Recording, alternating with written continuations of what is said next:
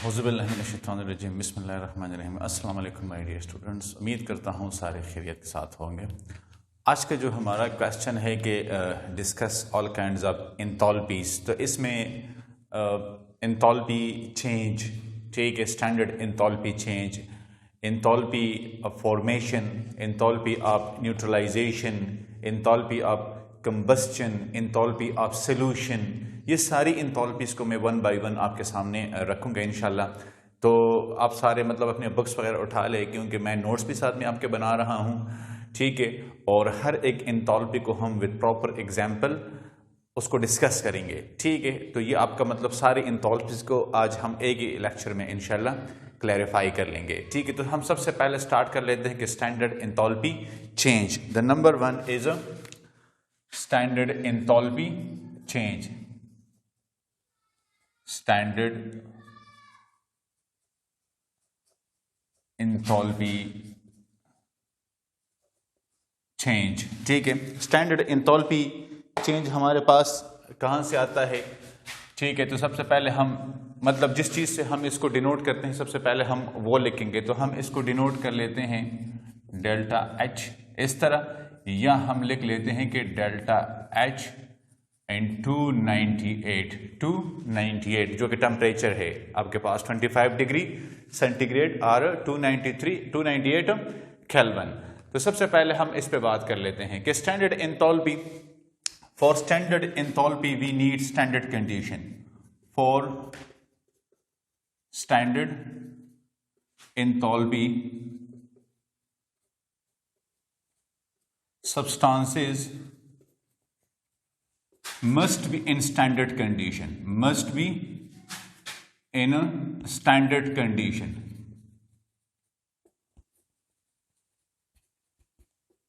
Standard condition में क्या होंगे? तो स्टैंडर्ड कंडीशन के लिए जरूरी है कि प्रेशर हमारे पास हो, कितना प्रेशर हमारे पास हो 1 atm, ठीक है, और टेम्परेचर हमारे पास हो 298 केल्विन और वी कैन से 25 डिग्री सेंटीग्रेड। ये हमारे पास कंडीशन होनी चाहिए, क्योंकि स्टैंडर्ड का वर्ड हम इस्तेमाल कर रहे हैं, तो लिहाजा हमारे पास स्टैंडर्ड कंडीशन होनी चाहिए। और we can say natural condition,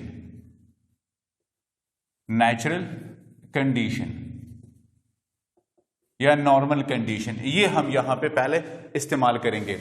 अच्छा, अब इस पे थोड़ी सी मतलब बात कर लेते हैं कि can we measure the absolute enthalpy. So my answer is no, we can not measure the absolute enthalpy, we actually measure relative to an arbitrary reference, ठीक है। हम मतलब ये है कि इसका किसी और के साथ कंपैरिजन करते हैं और वहीं से हम फिर वैल्यूज निकाल लेते हैं। तो we can not measure the absolute enthalpy, we can not measure absolute enthalpy, but it is in our battery reference, ठीक है, ये और बैटरी रेफरेंस है, ठीक है, can be major.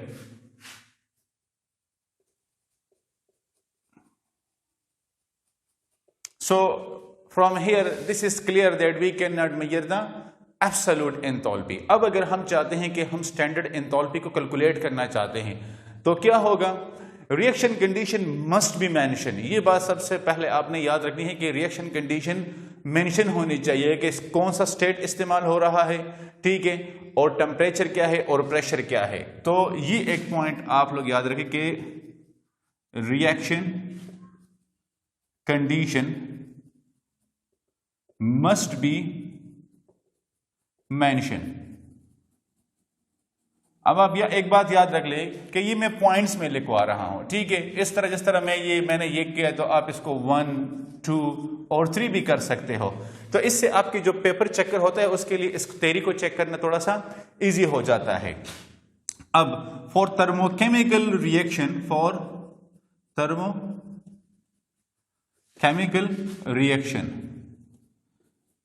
Reaction conditions क्या है? For thermochemical reaction condition are So pressure that is equal to 1 atm and temperature that is equal to 298 Kelvin और 25 डिग्री सेंटीग्रेड। ये हमारे पास क्या है, ये हमारे पास नॉर्मल कंडीशन है, ये हमारे पास नॉर्मल कंडीशन है। और इसी को हम मतलब ये है कि थर्मोकेमिकल रिएक्शन के लिए जब नॉर्मल कंडीशन पे हम बात करते हैं तो हमारे पास प्रेशर और टेम्परेचर के ये वाले केल्विन में 298 होगा और सेंटीग्रेड स्केल पे ये हमारे पास क्या होगा 25 degree centigrade. Now enthalpy measure under these condition, तो क्या कहेंगे उसको, हम कहेंगे उसको enthalpy change. Enthalpy measure under these conditions, enthalpy measured under these conditions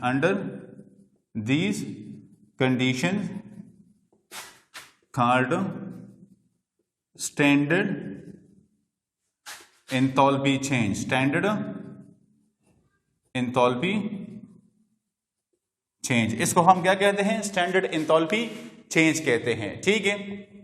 and at this stage मतलब यह है कि इस पोजीशन में हमारे पास कंडीशंस क्या होंगे, यहां पे हमारे पास जितने भी सब्सटेंसेस होंगे उनकी कंडीशन नॉर्मल होगी, क्या होगी, नॉर्मल होगी, ठीक है।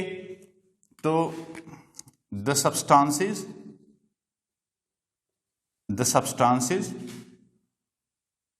On this state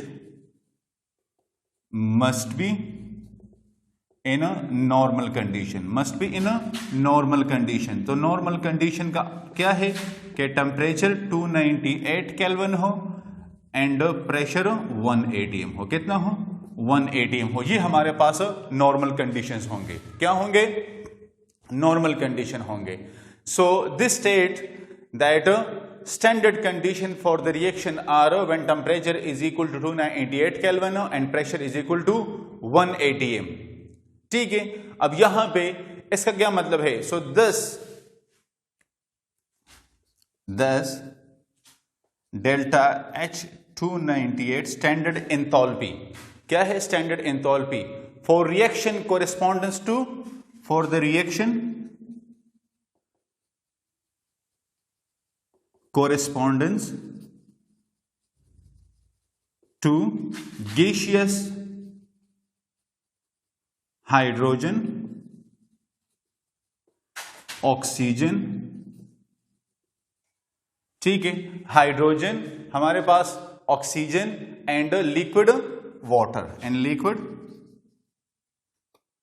water, but steam नहीं, नॉट स्टीम, ये बात आप लोगों ने याद करनी है, स्टीम नहीं, लिक्विड वाटर, ठीक है, जो लिक्विड फॉर्म में हो।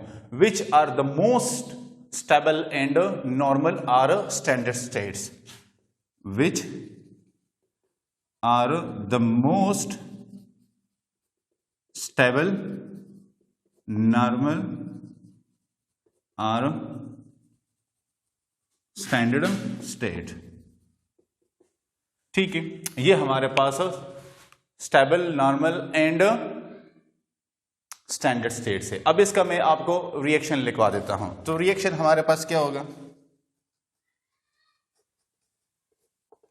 तो रिएक्शन हमारे पास इसका बनता है कि 2H2 गैसियस फॉर्म में, O2 गैसियस फॉर्म में, ये दोनों हमारे पास गैसियस फॉर्म में आ गए और इन्होंने क्या बनाया 2H2O, 2H2O किस फॉर्म में, लिक्विड फॉर्म में, किस फॉर्म में, लिक्विड फॉर्म में। सो ये हमारे पास बेसिकली इसके लिए जो एंथैल्पी होगी तो वो क्या होगी, डेल्टा H 298, ये अब हमारे पास स्टैंडर्ड एंथैल्पी है, क्या है, स्टैंडर्ड एंथैल्पी है। तो guys it was all about the standard enthalpy change, के जहां पे हमारे पास एंथैल्पी में चेंज तो आ रहा है, लेकिन अगर हम सब्सटेंस की कंडीशन को ये वाली ले लेके, टेम्परेचर हमारे पास 298 केल्विन या 25 डिग्री सेंटीग्रेड हो और प्रेशर हमारे पास 1 atm हो, फिर हम अगर गैसियस हाइड्रोजन और ऑक्सीजन के लिए या लिक्विड वाटर के लिए जो कंडीशन लेते हैं, ये सबसे हमारे नॉर्मल, स्टैंडर्ड और स्टेबल कंडीशंस होते हैं, ठीक है। इसके बाद हम पढ़ते हैं स्टैंडर्ड एंथैल्पी ऑफ फॉर्मेशन। आप इसका स्क्रीनशॉट ले लें ताकि मैं वो फिर आपको करवाऊं। अच्छा, इसके बाद है हमारे पास, तो अब यहां पे आपके लिए याद करना इसलिए आसान होगा अगर आप एक चीज को जहन में रखें कि जो भी एंथैल्पी का नाम आता है, आप उस नाम पे कॉन्सेंट्रेट करें। लेट सपोज इसके बाद हम पढ़ रहे हैं स्टैंडर्ड एंथैल्पी ऑफ फॉर्मेशन। तो फॉर्मेशन रिएक्शन हो रहा है, रिएक्शन के टाइप्स होते हैं ना, यहां पे ये फॉर्मेशन रिएक्शन हो रहा है, तो लिहाजा हम कहेंगे स्टैंडर्ड एंथैल्पी ऑफ फॉर्मेशन। तो सेकंड हमारा आ जाता है स्टैंडर्ड एंथैल्पी ऑफ फॉर्मेशन। इससे हम इसको डिनोट करेंगे डेल्टा एच एफ से, ठीक है। सो यहां पे इसके डेफिनेशन क्या है, the amount of heat evolved or absorbed when 1 mole of a substance is formed from its element।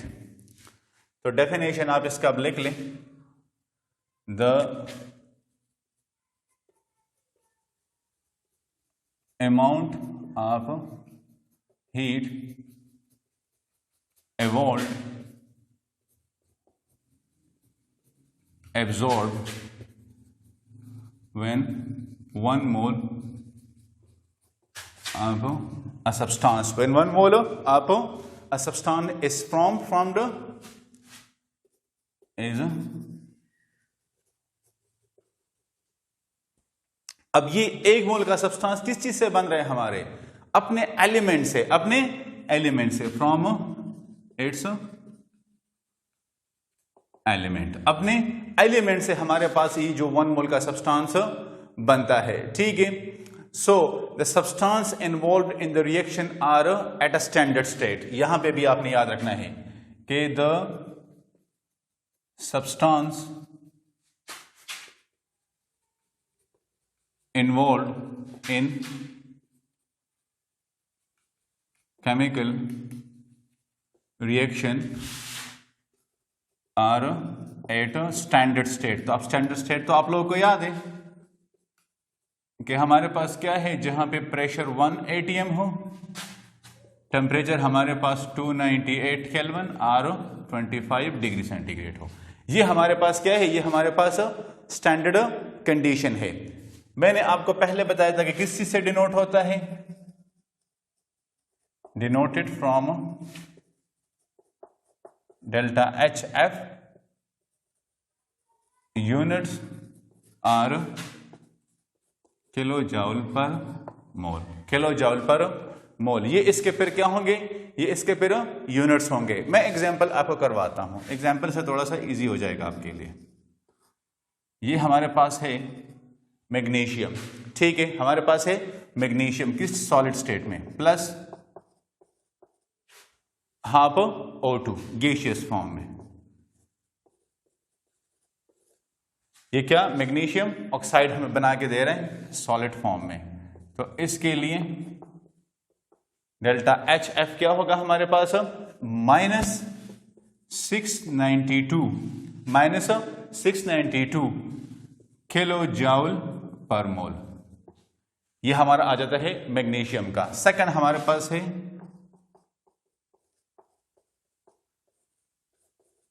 CO2, ठीक है, गैसियस फॉर्म में। इसका हमारे पास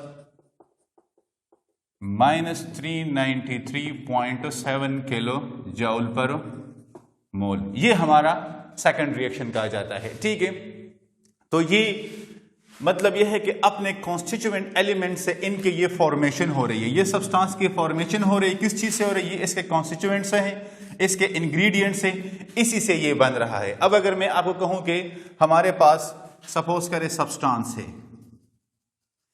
और उसके लिए डेल्टा एच एफ है, ठीक है, तो मैं आपको 2-3 सब्सटेंसेस लिखवा लेता हूं। फॉर एग्जांपल हमारे पास कॉपर ग्रेफाइट है, कॉपर ग्रेफाइट, ठीक है, इसके लिए है 0.00 और यूनिट क्या है, किलो जाउल पर मोल। ये मैं कुछ सब्सटेंसेस की आपको लिखवाता हूं। इसी कार्बन हमारे पास डायमंड फॉर्म में है, ये कार्बन ग्रेफाइट फॉर्म में है, ये हमारे पास कार्बन डायमंड फॉर्म में है, जो इलेक्ट्रोपिक्स फॉर्म इसके होते हैं। इसके लिए 1.90 किलो जाउल पर मोल, ये इसकी वैल्यू हमारे पास आती है। फास्फोरस वाइट, इसके लिए 0.00 है। अब फास्फोरस रेड, इसके लिए क्या है, तो इसकी भी वैल्यू बिगर होगी, कितनी है, -17.60। ठीक है। सिमिलरली H2O लिक्विड फॉर्म में कितनी होगी, इसके लिए -285.83 kilo joule per mole. Similarly SO2 sulphur dioxide gaseous form में, इसके लिए हमारी कितनी होगी, -296.83 किलो जॉल। तो अब ये मुख्तलिफ किस्म के सब्सटेंसेस हैं और इसके लिए ये डेल्टा HF की वैल्यूज हैं। ठीक है, ये सारी इसके लिए क्या है, डेल्टा HF की वैल्यूज है। जब ये बन रहा है तो इसके लिए डेल्टा HF की वैल्यूज ये होंगी। तो MCQs में ये आ सकता है, इसलिए आप इसको नोट कर लें। नेक्स्ट हम पढ़ते हैं एंथैल्पी ऑफ एटमाइजेशन। इसका आप स्क्रीनशॉट ले लें। Enthalpy of atomisation, enthalpy of atomisation क्या है कि हमारे पास जब एटम बन रहा होगा, क्या होगा, एटम बन रहा होगा किसी मॉलिक्यूल की, अगर हमारे पास डिसोसिएशन होती है। ठीक है, चलो मैं इसके डेफिनेशन और ये आपको आगे करवाता हूं, तो वहां से आपको थोड़ा सा आइडिया हो जाएगा। ओके, सो नेक्स्ट हमारे पास है स्टैंडर्ड एंथैल्पी ऑफ एटमाइजेशन या एंथैल्पी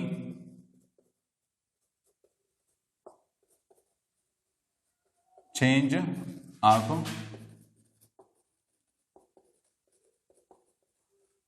एटमाइजेशन। ठीक है, तो ये हमारे पास हो जाएगा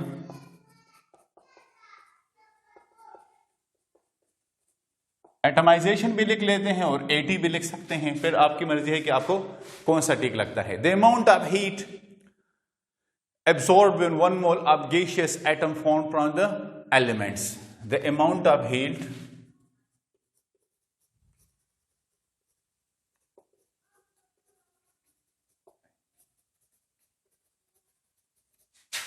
when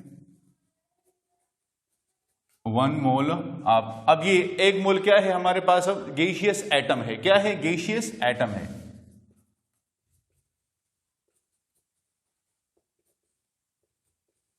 फ्रॉम, अब ये किन चीजों से बन रहा है, from the elements under, from the elements under standard condition, under standard condition. ठीक है, अब देखिए the amount of heat absorbed, जब हमारे पास अमाउंट ऑफ हीट एब्जॉर्ब होगा, ठीक है, डिनोट हम किस चीज से करते हैं, तो हम इसको डिनोट करते हैं डेल्टा H, इससे हम इसको AT, इससे हम इसको डिनोट करते हैं। ठीक है, एग्जाम्पल क्या है, एग्जाम्पल से अब आपको क्लियर हो जाएगा। हाफ H2, हाफ H2 कौन से स्टेट में है, गैसियस स्टेट में है, और ये हमें क्या दे रहा है, ये हमें H एटॉमिक फॉर्म में दे रहा है। ठीक है, H एटॉमिक फॉर्म में, इसके लिए डेल्टा H एटमाइजेशन की वैल्यू क्या होगी, हाँ बताएं, 218 किलो जॉल पर मोल, 218 किलो जॉल पर मोल, ये हमारे पास इसकी वैल्यू होगी, ये हमारे पास इसकी वैल्यू होगी। Now for this process there are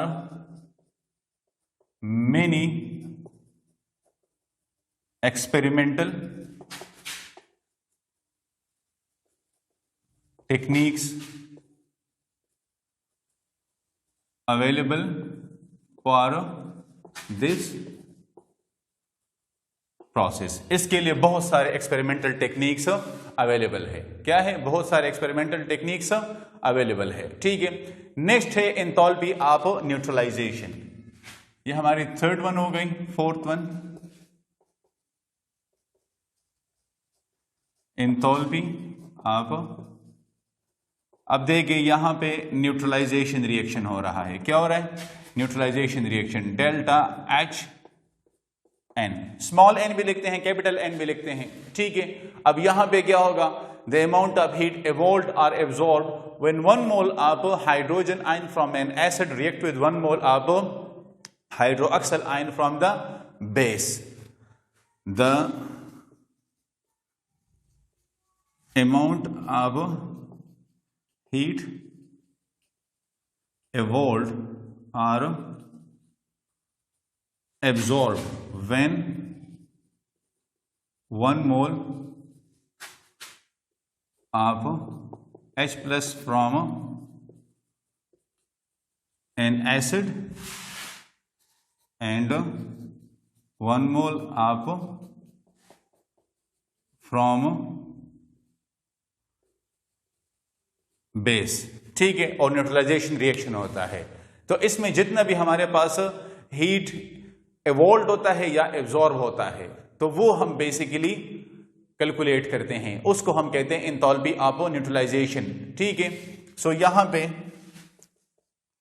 example भी है, लेकिन the reaction happening under standard condition, under standard condition. Standard condition में हमारे पास ये रिएक्शन हो रहा है, तो पहला स्टेप ए, HCl को हम ले लेते हैं। किस चीज को? HCl को। ये हमारे पास H प्लस क्लोरीन नेगेटिव, अब क्या present in HCl solution. Second हमारे पास NaOH होगा, क्या होगा? B, sodium plus OH negative, present in NaOH solution, ठीक है। अब हम कंबाइन रिएक्शन लेते हैं, स्टेप 1 और 2 को कंबाइन कर लेते हैं।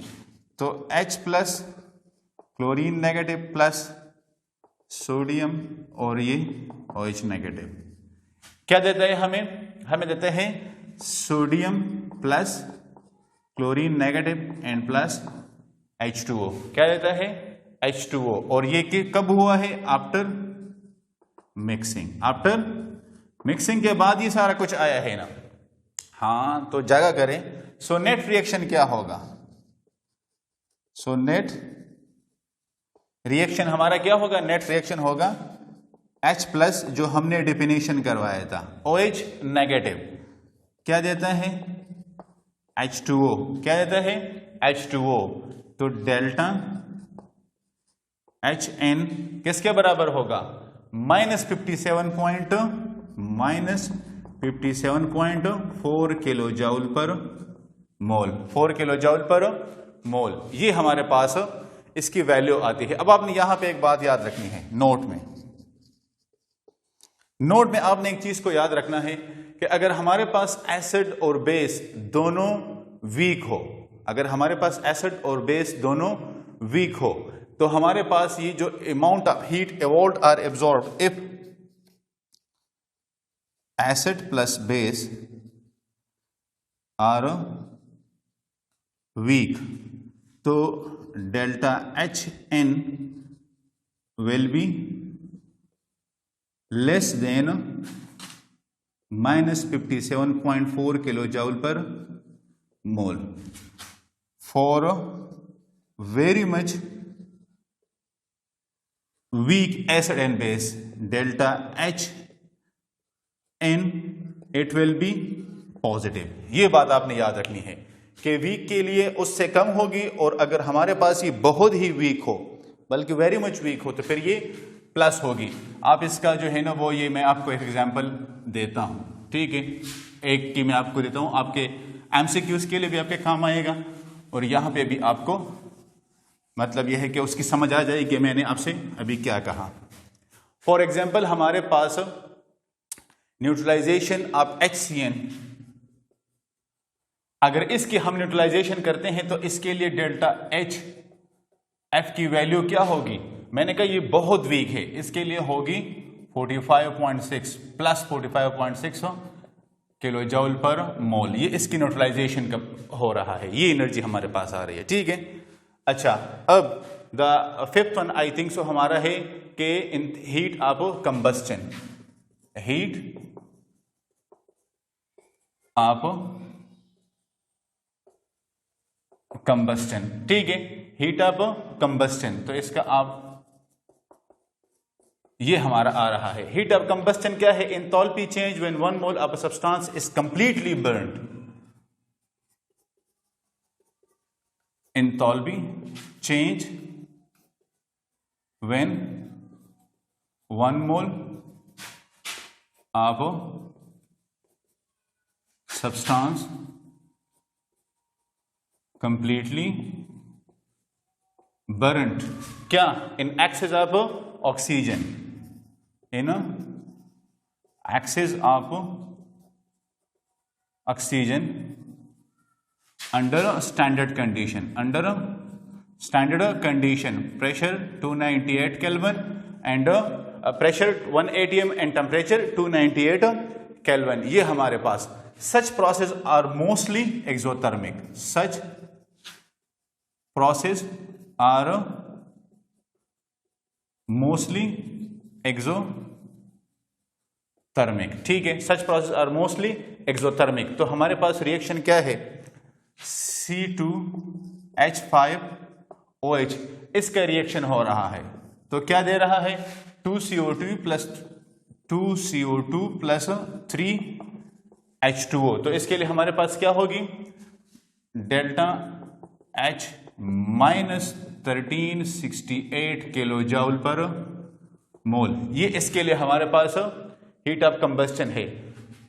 C प्लस O2, ठीक है, CO2, इसके लिए हमारे पास डेल्टा H क्या है? माइनस 393.7 किलो जूल पर मोल. ठीक है, एल्यूमिनियम का लिख लें 3/2O2 Al2O3. Aluminium try oxide क्या है? डेल्टा माइनस 16, चलो आगे आप लोग बताएं, 75.7 किलो जूल पर मोल. ये हमारे पास हीट ऑफ कंबस्टन है. क्या है? हीट ऑफ कंबस्टन है. फाइनल वन हमारे पास है हीट ऑफ सॉल्यूशन. ये तो आपको बिल्कुल पानी की तरफ लग रहा होगा, heat of solution. The sixth one is heat of solution.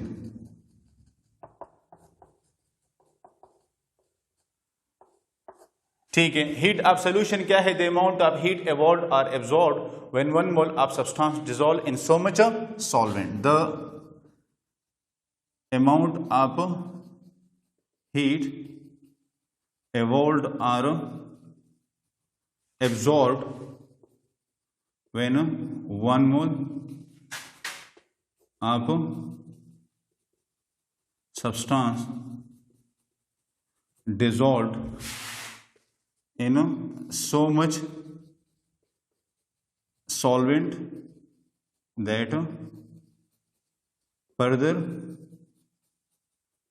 dissolution cause no detectable change. ठीक है, अब आप 1 मोल सब्सटेंस डिसॉल्व करें इतने सॉल्वेंट में कि अगर आप उसमें फर्दर मतलब पानी डालें, फर्दर उसमें उसको डाइल्यूजन करें तो वहां पे कोई चेंज आपके पास नहीं आ रहा. एग्जाम्पल क्या है? NH4 अमोनियम क्लोराइड सॉलिड, यहां पे एक्वस, ये हमारे पास इसका हम सोल्यूशन बना रहे हैं ना, तो डेल्टा H सोल्यूशन ये क्या होगा? 16.5 किलो जूल पर मोल. ये इसके लिए रिक्वायर्ड है. Similarly sodium carbonate solid form में है, सोल्यूशन बना रहे हैं Na2CO3 इक्वस फॉर्म में, तो डेल्टा H सोल्यूशन. चलो इसका आप लोग मुझे बताएं कितना होगा? नहीं याद आ रहा? -25 किलो जूल पर मोल. -25 तो सोल्यूशन बनाते हुए इतनी एनर्जी हमारे पास या एंडोथर्मिक होगी या एक्सोथर्मिक होगी. ठीक है, इतना हीट हमारे पास या एब्जॉर्ब होगा या रिलीज होगा, तो वो फिर आप साइन से डिनोट कर सकते हैं. तो guys it was all about the enthalpies. सारी एंथैल्पीज मैंने आपके सामने एक्सप्लेन कर दी. इंशाल्लाह नेक्स्ट लेक्चर में हम स्पेसिफिक हीट और कैलोरीमेट्री को डिस्कस करेंगे. ठीक है, इसमें अगर कोई प्रॉब्लम हो तो कमेंट्स एरिया में लिख सकते हैं. नेक्स्ट लेक्चर में फिर मुलाकात होगी इंशाल्लाह. तब तक के लिए अल्लाह हाफिज़.